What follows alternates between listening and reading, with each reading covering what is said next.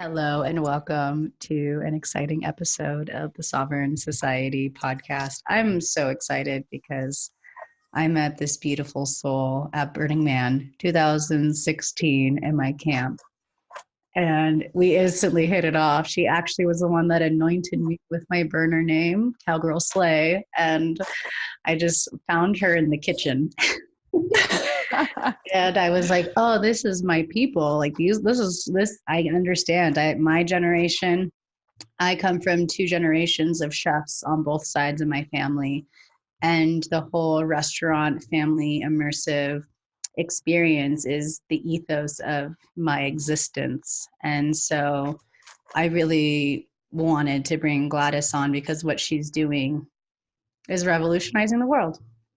And Oh, thank you. yeah, and I just love her so much, and thank you so much for taking the time to connect and that I get to see your face. It's been too long. I know it's been too long. And it feels so familiar to see. I'm like, at times you realize that when it comes down to true love, time is just illusion. You pick up where you left off, right? And for me, I just feel like where you and I left off, it's just, again, it's going back to the basics of what is. And what is between you and I is natural. And I think both of us are here answering the call to shift the world. We're answering the call to go back to basics. We're answering the call to awaken something generationally that we have the power to do what our ancestors have been setting forth to do. We're answering the call and we're clearing out the generational traumas and saying it ends now and it ends with me. Mm-hmm. Exactly. And it's been such a beautiful journey to be a part of, and also doing it in this country because, I was born and raised in France. My family is from Cameroon, from the Bassa tribe. And it's so interesting how one's own individual journey can actually mirror the collective journey of literally a whole nation. And it's interesting that as I came here 18 years ago, and I had this heaviness, even as a child. I came when I was 15, to feel this identity crisis as a woman, as an African, as an indigenous, and not knowing what it was. And seeing how at the beginning it felt like it was such an isolating experience. And as I kind of allowed myself to say, okay, I'm going to tap into the journey. I'm going to see what is the purpose of what I'm feeling, what I'm experiencing, and to eventually enter into the same alignment as to what America is going through as a nation is really, really interesting to be like, oh, okay. So all of this was written. Okay, I'm starting to trust the power of our ancestors in this universe itself. Yeah, and I mean, there's no accident why you came to America during this Yeah. time too. And I think the biggest thing that you love to remind people too as a dreamer, it's like so many people just think these dreamers are from Latin America. It's so much of what, has been kind of conditioned of what it is. But there's actually a bigger unfoldment that's happening that's bringing the collective understanding of the melting pot that this country is. Yes. And to also see the evolution of immigration and what immigration looks like in both extremes of the spectrum, what it looks like when people are having their land taken away, or when people try to get a better life and decide to see a country as their hope. It's something that I feel is quite interesting when people tend to isolate each other and say, immigrants versus citizen, and how people fail to realize that these immigrants actually see this country in such a beautiful lens, despite all the atrocities that happened in the history. And it's funny how sometimes I hear more complaint from citizens than immigrants that still look at America as like the land of hope, the land of love, the land of freedom. And I wish that, I would like to invite people to understand that people are not after the country in a negative way. People are not there to want to destroy it. People look at it as the lighthouse of the world. And I think that once people ground themselves to listen to what is the narrative of the immigrant, we will realize that we want the same thing, and that there's not as much hatred as people claim to see and witness.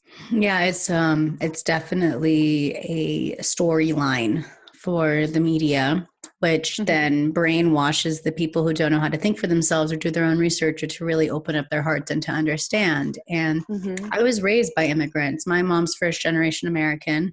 And so I never really saw myself as American in that sense. I mean, because I was raised by my grandparents who came, through Ellis Island and from Italy, and they had like $4 in their pocket and created their own businesses and all these things. And that's how I grew up on. And that's how a lot of people grew up, was through the truth of that this land was built by, it was the land of immigrants, and I think we've lost. Yes. And lost that for a second. Yes, we definitely has, and I also know that there's too many comparisons with people's journey, and I know that when it comes down to the whole concept of generational trauma and to feel othered and to also understand the difference in the experience of immigrating to America from Europe versus from Latin America or from Africa, what it looks like based on our respective stories. Because, like even when it comes down to this, I hear this argument saying, my grandmother or my grandparents came the right way from Ireland or Italy, and they pay their dues, and like, what can people from those other countries do the same? And it's like, I cannot speak for the history of Europe, but when you think about all the corruptions that some other nations have gone through, it's actually hard to overcome this thing of like, okay, I'm here in this new land, and what does it look like for me to immerse myself into a new way of living or traditions? Because some people are still suffering from things like colonialism or just as a general the erasing of someone's identity. And by the time people decide to travel to another country for the sake of having a better life, they want to preserve the identity because it's still something that becomes sacred. Yeah, sacred. And it's a treasure that people are thinking, like, if I don't have that, I don't know who I am in this vast country. And I feel like people can all connect to that. But once we go back to the ego of like, this is my country, so my way, my rules, we tend to lose the humanness of our world. And it's something that sometimes frustrates me, but even myself need to also learn how to be patient, because it's been such a struggle not tapping into my anger, having, sometimes some depression issues. When I look around, I'm like, wow, like, where are we living? It's a process. The way that I see it, it's like, this is part of the growing pains and, so much of 2020 crystal vision coming up. And with that 2020 crystal vision, it's time for us to make amends and to find the solutions to the issues that have been at hand for generations and decades. And that's why I just feel like there's such this increased sensitivity right now, because like we're like at the precipice of that massive shift.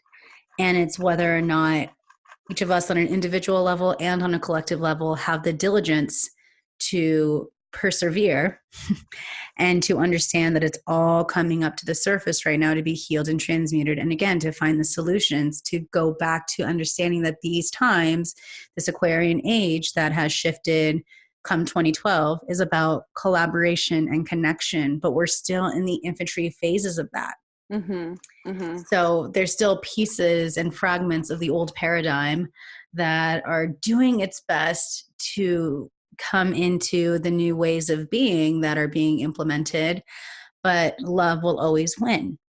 It will always, when in doubt, that's the main focus for every single person. Like, because I think that sometimes people think that it's just one particular community that can understand the process of transitioning to this new paradigm. Everybody gets it. I think everybody is feeling it, whether people have different interpretation of what it looks like to them. Everyone is feeling this collective rise of awakening of consciousness.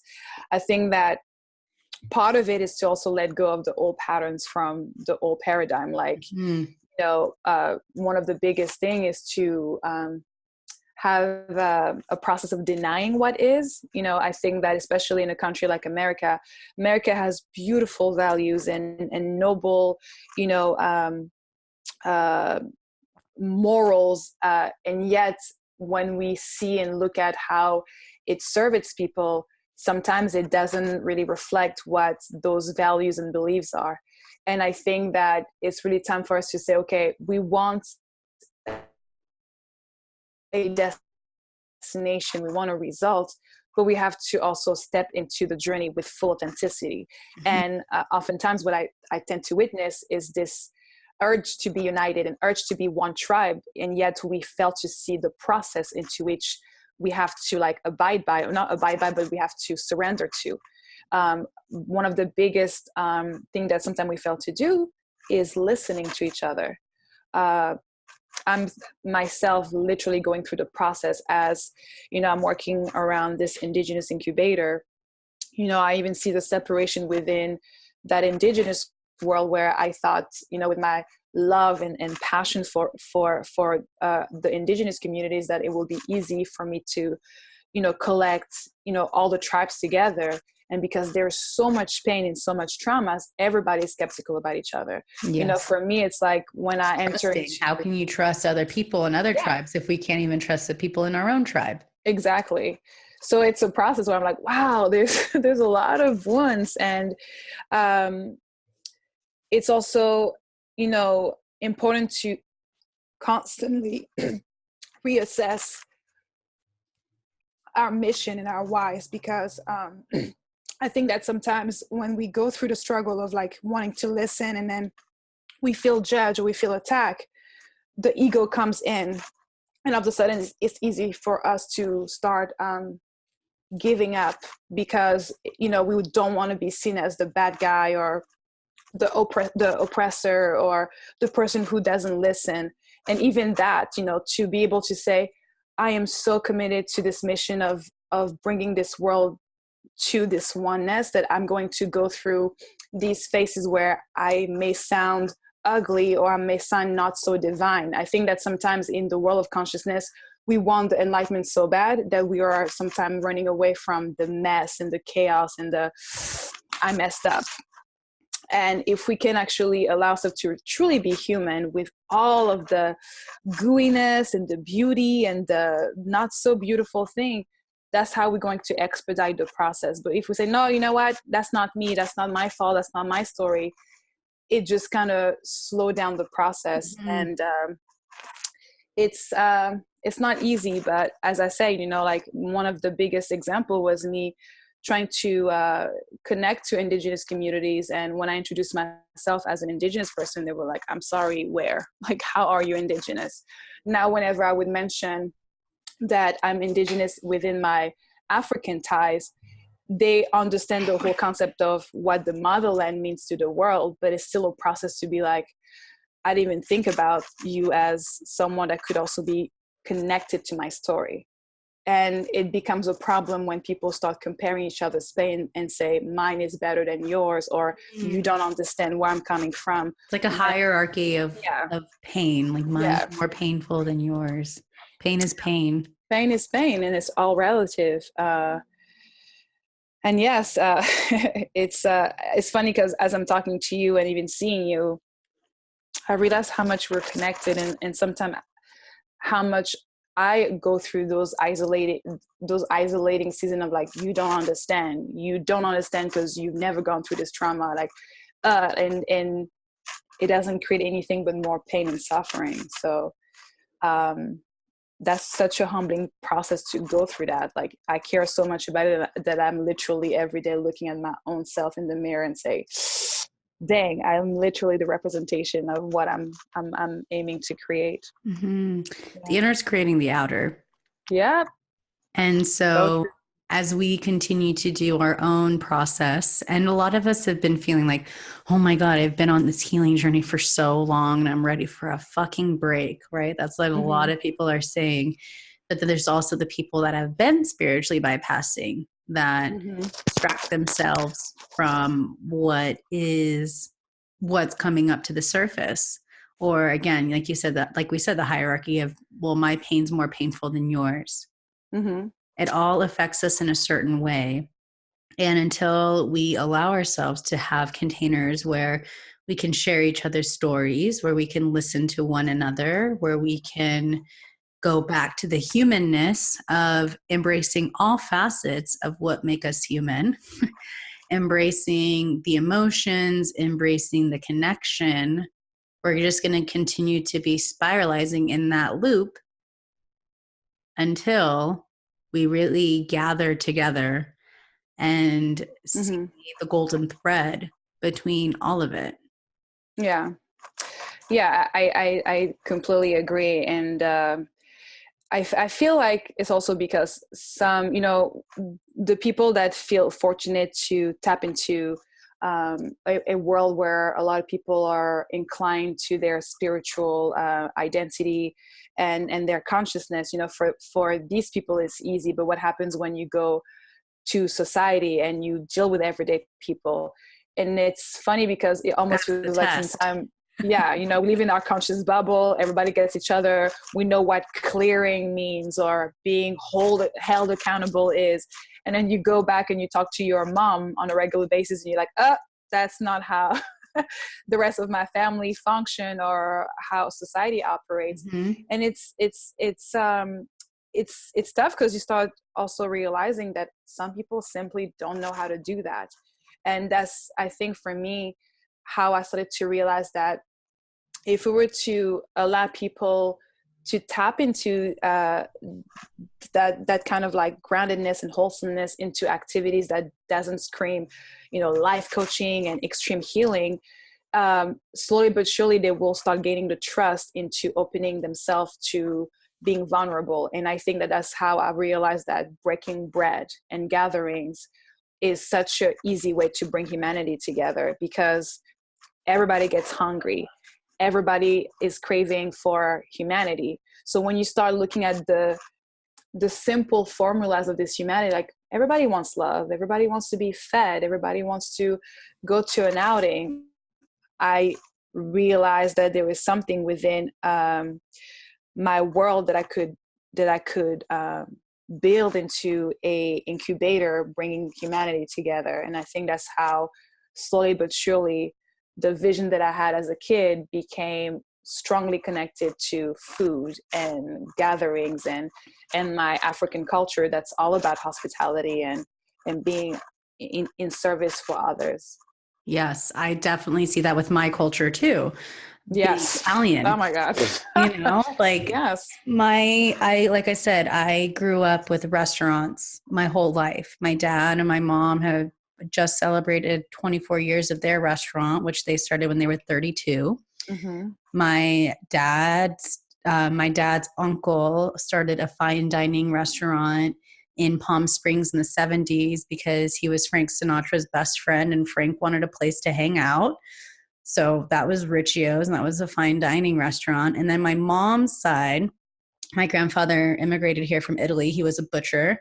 And when he came here, he was asked to be Chef Boyardee. And he said, who would eat pasta out of a can? And so, well, and so, funny. the restaurant, I know for me, like being around like the like we burners call the default world, being around the default world, and even living in Joshua Tree, I'm surrounded by people who are not in the consciousness bubble that's found in LA specifically, you know, talking about this situation.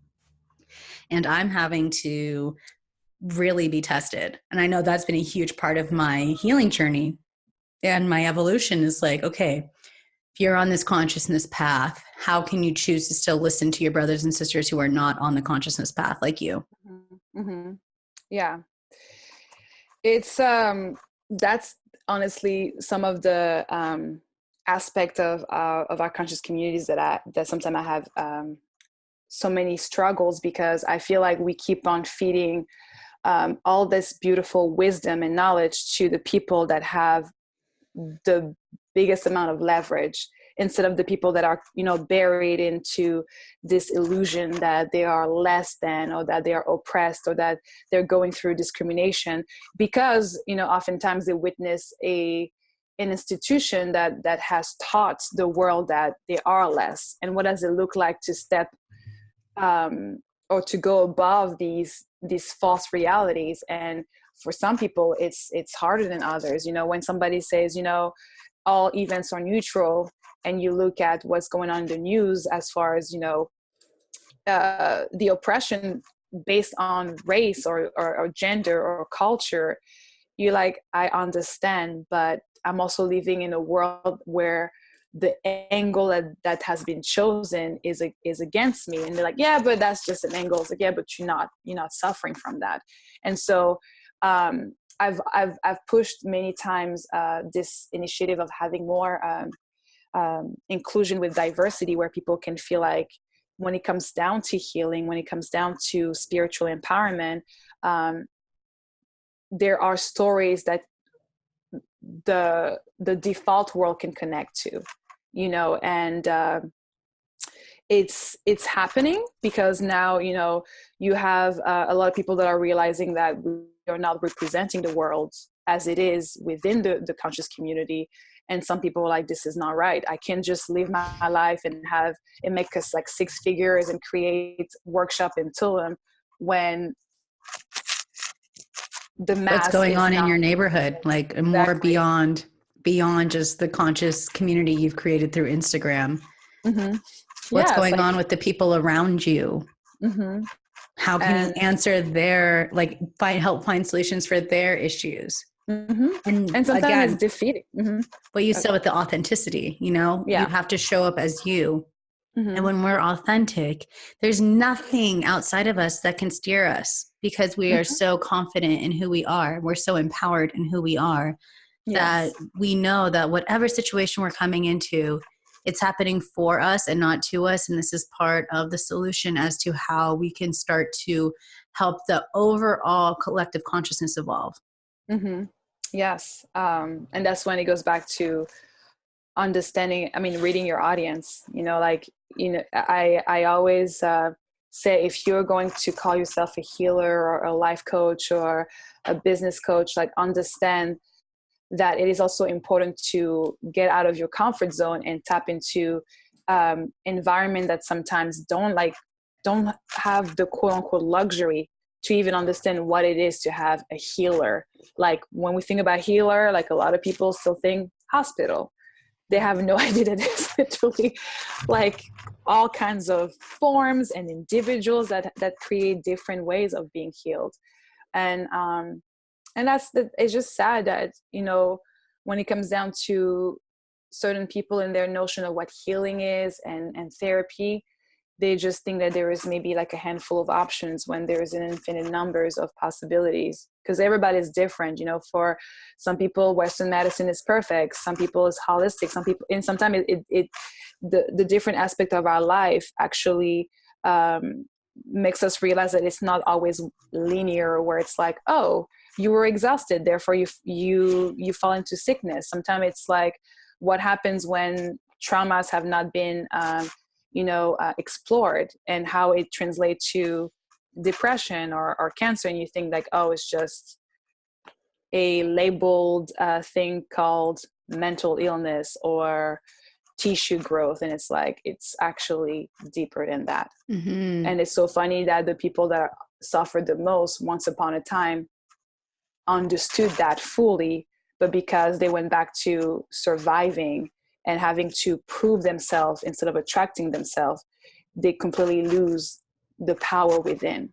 And that's the biggest irony, is that there's so much suffering based on something that was taken away from so many communities. And they knew how to say, I'm about to enter clinical depression. This is what I have to do in connection to nature. I have some digestion issues. I know exactly, according to my environment, what fruit, what plant to take. Now people just go to the doctor as if it's the only option. And I'm not saying that, the Western medicine is not that doesn't have cures or options. I'm just saying that, I guess what I'm saying is, I just want people to be allowed. With Yes, the times. exactly. And people need to know what's available to them. But until, like we eradicate mental enslavement, a lot of people, you will tell them there is a way, they won't even see it, because they're just stuck into that never ending trauma. And that's especially because, there's been such, generations before and even decades before, the terms of like therapy was so taboo. Mm-hmm. And being able to talk through the things, or the big boys don't cry complex, or, man up, or good vibes only. And then you shame yourself for having these emotions. And if you're in that constant energetic trap of shaming, you're not going to be able to have the substance to do the work. And this is where the communities, this is where the gatherings, this is where just connecting to someone that isn't like you helps restore the faith in humanity. Exactly. Because as long as we feel like something is wrong with us, that's the narrative that we keep on implying in our lives. Like I know that even when it comes to like those notion of like good vibes only, I just want to deal with just positivity. It's like, if positivity cannot be connected to being authentic, it goes back to spiritual bypassing. Mm-hmm. And it creates this feel of like, well, if I don't feel good, therefore I'm not wholesome. If I'm not positive, therefore I'm this like demon that cannot, have great feelings. And it's like, when do we actually also beautify darkness as like, hey, that's also part of the process into which we can get to the light? We just say, oh, darkness bad, light, let's go, focus. And it's like, well, without the darkness, people wouldn't even be motivated to grow in at different levels. And I think it's an incubation in itself. Yeah. Mm-hmm. That's what allows the alchemy to happen. I actually have it. It's like, it was my second tattoo. It's never doubt in darkness what God has shown in light. And That's beautiful, we have to go through that dark night of the soul moments, and they call our generation the dark night of the soul generation, because we are the ones that are breaking the ancestral karmas. Mm-hmm. We are the ones that are rewiring the generational traumas and the whole cultural issues that we've been experiencing. We're the bridges between the old and the new paradigm. Yes. And that's why our generation has so much power, is because we are literally the ones that set precedent for this millennia, for the next generations to come.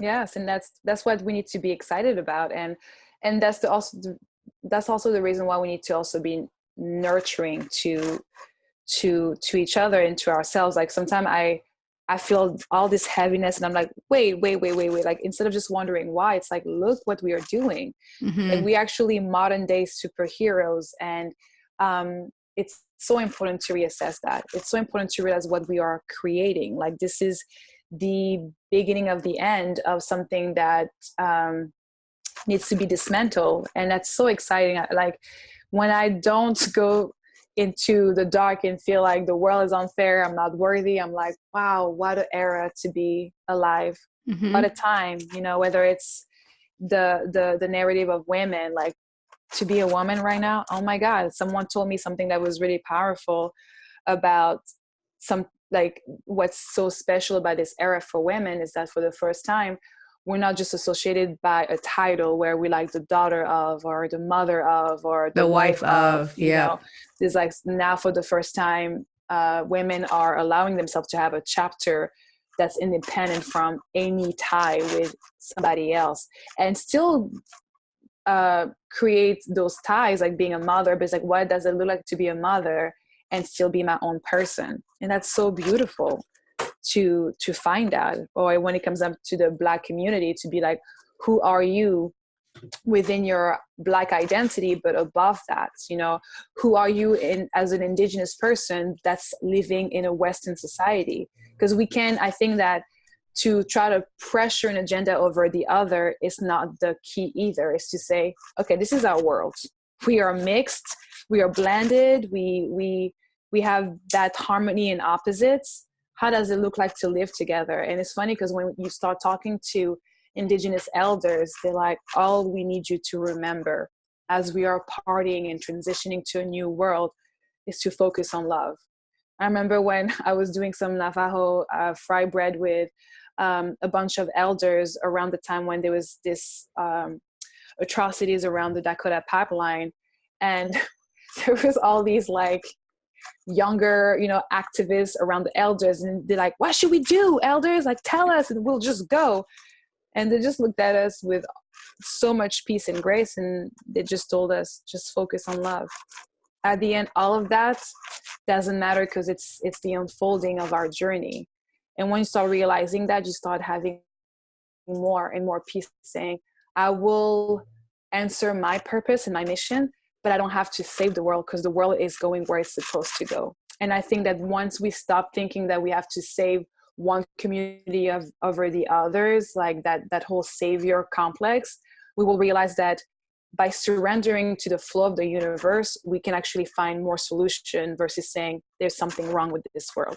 Yes, I understand where it's coming from, because I cannot just close my eyes on injustices in when it comes down to like criminal justice reform. Yep. Like you cannot deny that, but I think that there's something that's coming up that's bigger than that. Like things are changing.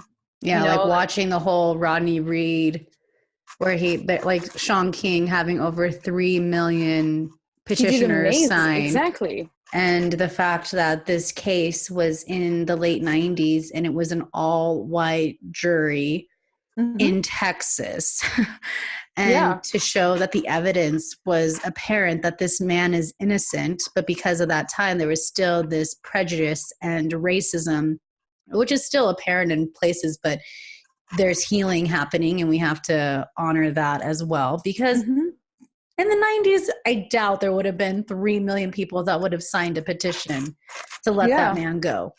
Yeah. And so we have to also honor the truth of like, evolution is happening and celebrate it. Yes. I mean, you look at the Congress, like that Congress, like the people in Congress right now, the representation is so soothing. As far as it's like we have Indigenous women, we have all kinds of and it's not just about just having quotas of like we need to have this and that. Is literally within the stories that every single one of those people went through. They are now starting to realize how much of that is becoming a blessing in disguise for so many of us, you know, like even what I'm also seeing with that is what's happening is the actual representation of this country that was built on immigrants and built on people that aren't all white. Yeah. Like there's actually representation that's being honored.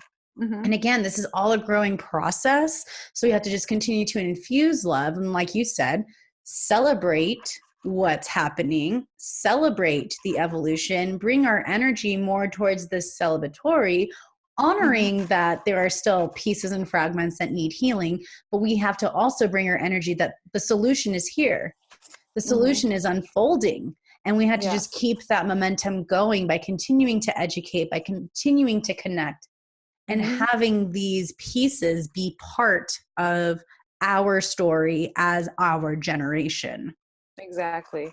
I think bystanding is dying slowly but surely. You know, even when I think about this moment in time right now, like we're about to go to the, you know, Thanksgiving celebration, and how now in different states, you know, the month of November is dedicated for, you know, indigenous people and awareness around the culture. That's an evolution. For us to now, you know, celebrate Indigenous Peoples Day instead of Christopher Columbus. I can clearly recall being at school and, you know, celebrating, you know, Christopher Columbus like it was nothing. And that people were like, you know, done with it. And that's a process that sometimes people think like, nah, it's not going to happen. I think that honestly, the most important tool is to believe that it's doable. You know, like, I just love that in this era right now, everything is possible, the good and the bad. But the fact that everything is now, that the notion of that everything is possible is instilled in people's mind and soul and belief. That's interesting, because now we realize that I'm capable of creating anything in this world, versus thinking that, oh, it's outside of me. Like whatever I can do, whether it's good or bad, it has nothing to do with me.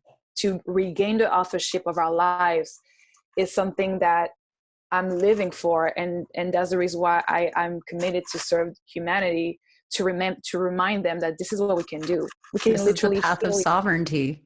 It is. Boom. Connecting back to that notion. And it's exciting. And just because something is exciting doesn't mean that it's not going to be free of challenges and obstacles. You know, I have to remind myself that, and it's okay to also know that and allow ourselves to feel, and sometimes allow sadness to take place, or the dark nights of the soul. I think that sometimes we are so scared to go back to the dark that we're like, never again. And it's like, it's a life process. Mm-hmm. And it's so important to know that. I think that people just think that there is an end to existence. Once we realize that it's a constant cycle of life and death, all of a sudden we're going to have less of an attachment to the ego and more of a connection to the journey and the evolution of that journey. In Kundalini Yoga, it's a mantra called Satyanama, which means infinity, life, death, and rebirth. And mm-hmm. that's what we are. Yes. And to implement that, regardless of where we're coming from, as far as our beliefs, culture, religion, it's a game changer. You know, even in relationships, you know, many times people just end a relationship because they think that it's the death of it and that's it. But oftentimes it just means that it's going to resurrect into a new form. And what does that look like? I've been coughing all this up lately, like coming into this new decade. I've been coughing all of that out. Like it's because this is the time where we're stepping in and speaking our truth. Yes. I actually feel the same. Like I've been feeling sick too. And it's not even like, sometimes I recognize the uneasiness of my body because I overdo it and I'm exhausted. But there is time when I'm going through a meditative trance or fasting spiritually, my body starts purging, going through the craziest, purging. And I'm like, what is that? Yeah. My client was like, oh, you're still going through ascension flu. And I'm like, yeah, because I'm ascending into 2020 crystal vision. So I've been devoted to clearing out the shit that I am not bringing with me into this upcoming decade. Yes. I'm definitely with you on that. I mean, it's going to be so amazing. Like, you know, we're in the last weeks of this decade. Like, can you imagine 10 years from now? Like the amount of evolution and growth we've had already. And so many of us that, you know, tune in here or have been on this journey, we're part of the first wave of that ascension. Mm-hmm. And so that's, again, if we are here to pave the path for the others, for the people in the default world that, you know, may not be part of this conscious community, we have to walk the talk in a way that goes back to what the spiritual path is all about. And that is connection, compassion, and love. And if you're going to that space of like, well, you're not spiritual enough to hang out, like, then you're part of the problem and not the solution. Mm-hmm. And I think a lot of those people are going to have a really rude awakening coming into 2020 Crystal Vision, because Oh yes. they're not actually on the ground. Yeah, and it's unfortunately also really self-serving, and it's funny. Narcissism. Yeah, it's almost like spiritual narcissism or conscious narcissism, and I talk about it at times with my community because I see it all the time. And it's funny, my truth in my journeys, I find out that whatever obviously triggers me is something that I'll never want to experience within myself. And I think that we have to remember that, yes, self-love is important. The financial freedom and being able to quote unquote do you is important.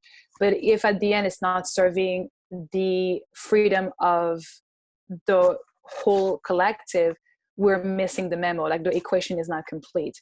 And so for me, it's like, when I, see those biggest accomplishments, like, yes, I'm making 6 figures, I'm creating this retreat for $3,333. I love it. And I actually acknowledge people that can make a living out of empowerment. But if we fail to remain humans for even the people that don't, like, sometimes I'm like, you know what, if we are that powerful, I would love for people to start tapping into welcoming people like terrorists into the journey of healing, because those are the people that make the loudest statics in our world. What will it look like to say, wow, I've reached the kind of level of healing empowerment that I can actually go there. And I'm not saying, okay, kill yourself and go into a conflicting area and save these people. I'm just saying that it's Breaking just bread. more than our own individual call of saying, I made it. Great. Yes. But how we still connected, like, especially when you go through those plant medicine ceremonies, like, you are so reminded that at the end, it's about every single person. And yes, it looks like sometimes when you wake up, like, feeling like, I cannot save the world, but we're not asking to save the world.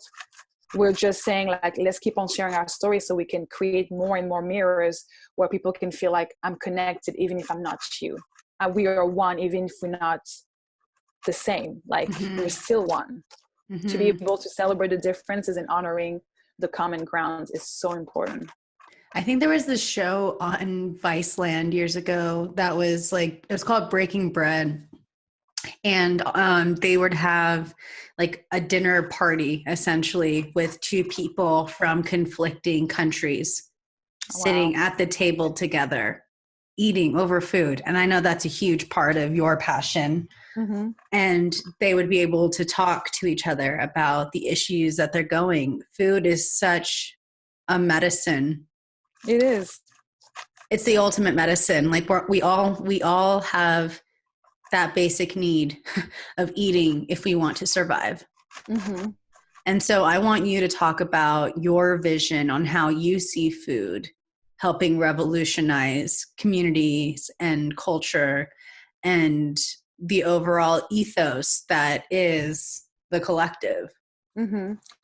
I feel like for me, the vision that I have for food is kind of like the practical ways of experiencing unconditional love. It's kind of like when you break bread and you invite, like, or when I do it and I invite people to come and gather, there's no criteria into which person gets to be able to eat in our table. It's like, regardless to your social status, regardless to your backgrounds, as far as your races and your culture, everybody comes together and do something that is just basic. And I think that what I love, it's not that I think, what I love about this is that there is no forceful agenda. It's not about imposing my belief to someone else and erase someone else's identity. Is just to say, let's do something that everybody can connect to, which is breaking bread and seeing what happens. And oftentimes what I have seen happening is that people completely start removing themselves away from labels. Like, I even see it from people's body language. Like, everybody has a definition according to someone's standards of like what beauty is, what being a woman is, and they come, you know, with their attire, and it can be authentic or not, but something that becomes so beautiful is when you start seeing how all of a sudden, because they went through a hand washing ritual, or they started to eat with their hands, or they cut a piece of food and give it to someone else with their bare hand, all of a sudden they realize that we are literally one. And we start forgetting all the labels, you know, like from saying, hey, what do you do? Or where are you coming from? Like, oh, where's your accent from? The conversation becomes more and more organic. Like saying, like, they talk about the first time they fell in love, or their spiritual belief or practices. And it's so beautiful to see that, because oftentimes we tiptoe around each other according to these labels. Like, I got to be careful to talk to this person because she's a woman and I'm a man. I got to be careful how to interact with this person because he's a millionaire and I ain't shit. But you can't see that when you break bread. You just connect with a human. And when I saw that this platform can really create that, where I saw people crying, people getting into relationship, people creating beautiful projects from those dinners, I was like, let's keep on doing that. And to also remind people the culture around food, and what it looks like to eat with intention and mindful consumption. You know, I never promote one particular diet style over the other, but I always, you know, remind people to have intimacy and respect for the food that they eat. You know, sometimes I do, you know, eat with or cook with meat, but I always tell something about the farm and how the animal was treated, and like give them a reminder that this is not just something that was laid in front of them without having a life being taken away for their sake, and what it looks like to actually honor the circle of life, whether it's the plant, you know, like to remember how long it takes a plant to grow, like the intentions of a tree bearing fruit. And that's a long process. And all of a sudden we're just going to shove it in our mouth, like to be able to just be in connection to the process of growth, whether it's animals, food, human, and to say, here we are literally experiencing oneness by the way we break bread together. And to ground people like that, I have never seen anybody not understanding what that means to be connected in that level. And if I can do it one dinner at a time, when people forget about their obligation, their attachment, their commitment, and for once they're just a soul having a human experience, that fills me up. I can so do we it. start to revolutionize the world. Yes, one dinner at a time. That's my thing. You know, some people it's music.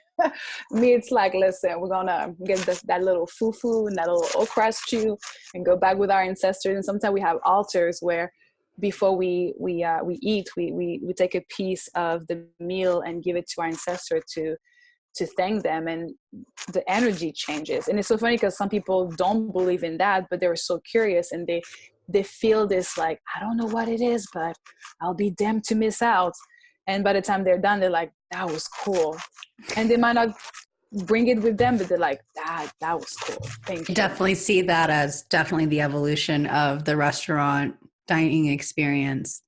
Mm-hmm. Yes. And also the way chefs and the hospitality business is, I think that there is two different movements that's happening, where there are people that are all about like the next title, like the Michelin star, I'm the biggest chef ever. And I see it, and I can't even judge, because I get it, because to become a chef, you know yourself, it is a process. It's like you have to go through so much. By the time you have that title, you're like, yes, you bet I'm that. But I think that is so important to also understand why we are doing what we do. When I think about these, you know, like in the Italian culture, in the cuisine, like some women can, with their eyes closed, smoke some, cordon bleu graduated chef just because what they're cooking is, well, there's love. There's it's love. love. It's just love. Like, it's not, what's your secret ingredient? They look at you like, love. And that's so beautiful to be brought back to that. Like, we have to remember what hospitality is. It's to welcome people. It's to serve people. And you can feel that in the food, most definitely. Yeah. And I feel like that was a feedback that I started to get from the first time that I started to expand the vision until really believing in it, where people were like, I don't know how to explain this, girl, but I feel love more than anything. And at first you're like, okay, great, awesome. That's that kumbaya way of talking. But then when more people tell you that, and some people are not even spiritually inclined, they're like, I can feel your story. I can feel. One of the biggest story that marked me forever was one day I don't even know where I was, but someone called me out of nowhere. And he was introducing himself. He was like, I was a guest out of one of your retreat that you cooked for this company. And I just remember this stew that you were talking about, and you were saying how your grandma taught your family about it, and so I'm listening to him. He's like, I'm so sorry to tell you all about this, but the reason why I'm asking and talking to you about it is because I went through a major accident and I lost all my memory, and one of the things that I remember prior to this accident is that stew.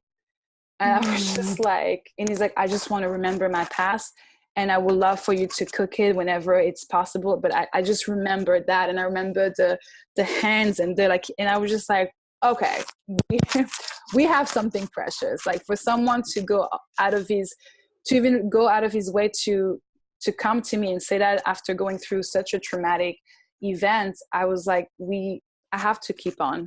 Yeah, that's so sweet.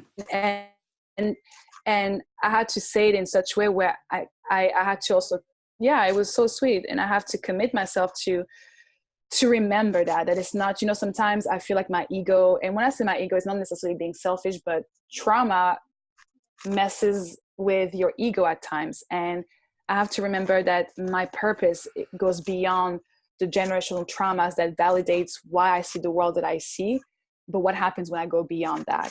And I'm so happy that people like you are growing into building this amazing empire. And even the name of the podcast, I was like, wow, I even forgot who I was. So it's such a beautiful confirmation to even talk and having this conversation with you. I feel healed. And how powerful it is to build businesses, whether it's intellectual content or something else, how powerful it is that our business becomes also an incubator for our own evolution. Like, that's so powerful when it becomes a mirror. Like, we just talking, and here I am, like, having goosebumps and looking at you glowing like nobody's business. I'm like, yes, ancestors. Yes, child. I love you so much. I know it was like a non-negotiable to have me have you on this podcast with me, because I fell in love with you when I first met you, and I was like, oh my God, I need to have Gladys on. I need to have her now, and it just happens to be flowing as it should. I just remember how much we laughed and enjoyed ourselves, and like, it was my first burn. I was like, it was extreme in the best and the worst way, but because you came in like day 3 of it going, like it was already like flowing, and then here they come in a Sprinter van, and I'm like, oh, welcome to the shit show. And I'm just kidding. I was like, and every time I'll see you, we'll just laugh and just understood each other. And I'm like, how does that look like to have that in our life, where it looks chaotic and you can recognize someone, you're like, I don't even know you that well, but we're sisters, right? We're sisters. Yeah. Okay, we're sisters. I know that I ran into you and Josh retreat. I was like, oh my God, reunited. And it feels so good. It felt so good. I was like, what are you doing here? Oh, I love you. And then real fast, I just want you to also share about what you're doing with the hut. Yes. This is an incredible evolution as well.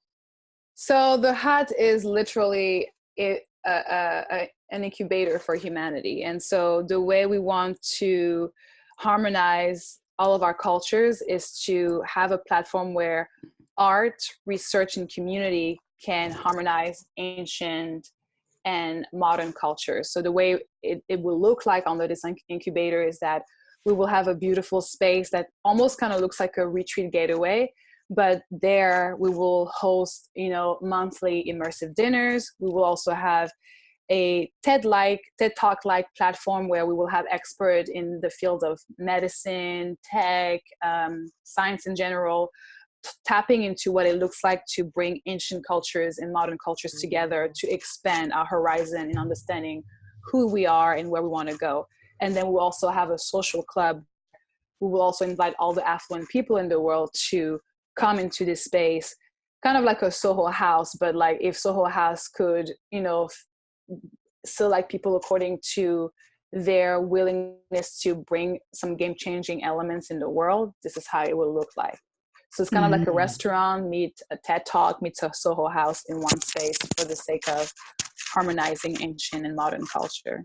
So eclectic. I love that. It's really like, yes. And to bring integration to what it looks like to have these ancient cultures into today's society, and bringing the tribes and having them being federally recognized more than ever. And it's a process, but every day I know, and it's a process because it's what sacred commerce is. It's one of those venture where I can't succeed if I'm not 100% honest with myself and where I'm going. So it's definitely the journey. Yes. And where can we find out more about that? We actually have a website that will be launched, me my accent, by the end of this week. And it's going to be known as theancienthut.com, as well as my social media. You can look at the progress through Lady Nyoth, LadyNyoth, but we also have a Instagram profile for the Ancient Hut, which is also the Ancient Hut. And all those links will be in the show notes for this episode. Yeah. So you can dive in more. But to wrap up, I want to ask a few lightning round questions. I can talk to you all day. I love you so much. What does sovereignty mean to you? What it means to me is owning my true self independently from the stories that limited me. Is to be able to say who I am as a being and experiencing that with no limitation. Mm-hmm. To be saying like, okay, here is my world, and I am the author of this journey. I love that. What's been an animal totem that's been guiding you a lot lately? It's so funny because I feel like the more I get enlightened, the more I expect like majestic looking animals to appear.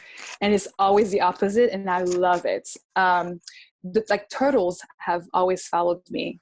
And it goes back to learning how to go through the journey slow and steady. Mm-hmm. I've always burned, the steps. And every time I see a turtle, I'm like, oh, the power of slow motion, the power of slow living, the power of like taking it one step at a time and nurturing myself in the process. What would you say has been the biggest lesson you've learned from this decade that you choose to bring in with you into 2020 and beyond? Whew, that's a heavy one. I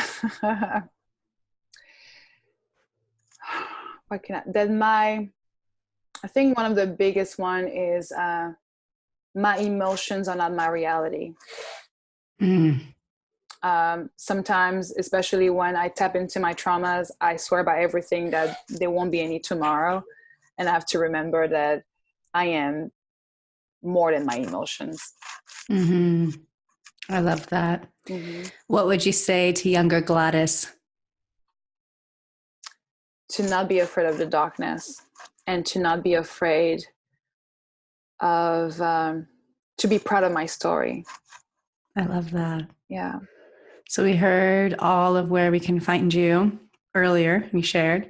Mm-hmm. So what would be the last little nugget of wisdom you would want to share to whoever's listening?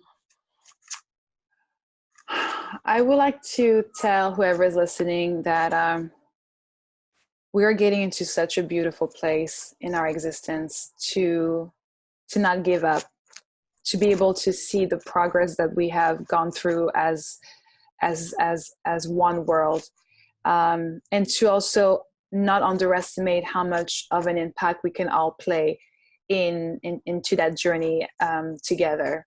It's so important to realize that every single stories matter, and to allow yourself to share that story. You never know how your story can change someone's life, including yourselves. Yes, that's why I'm writing my book right now. Oh, Gladys, I love you so much. Thank you so much for being so vulnerable and authentically you, and for answering the call and being part of the solution. It's women like you that are really here to revolutionize the world. And I'm so grateful and honored to have you on this journey with me and to be supporting you and to see you. And yeah, I just feel like the best is yet to come. And thank you so much for. And I want to give you also an acknowledgement for you in what you're doing. You have no idea, especially when it comes down to people that sometimes feels like they're not being seen and heard by others. I am so humbled by reminding myself that there are people like you that exist, that creates platforms for the what I call the slumdog of this world. Thank you for understanding my story and hearing my journey. You have no idea how much it means to not just myself, but other people that might feel like they cannot feel connected to others. You are such a perfect example of that possibility. Oh my God, I'm going to cry. I love you. Thank you for that. I fully received that. This is how I choose to answer the call. And I know Gladys and I are both here to share with you who's listening. Answer the call. It's time. Answer the call. We're ready to see you. We're supporting you. We see you. And just know that anything is possible when you allow yourself to stay true to yourself, your core values, and to remember that love is the answer. It is. And we have the power to revolutionize the culture, the community, the world as a whole, as long as you allow yourself to fully embrace who you are. And so again, thank you, Gladys. Thank you, everyone, for tuning in, and we'll be seeing you all soon. Take care. Bye.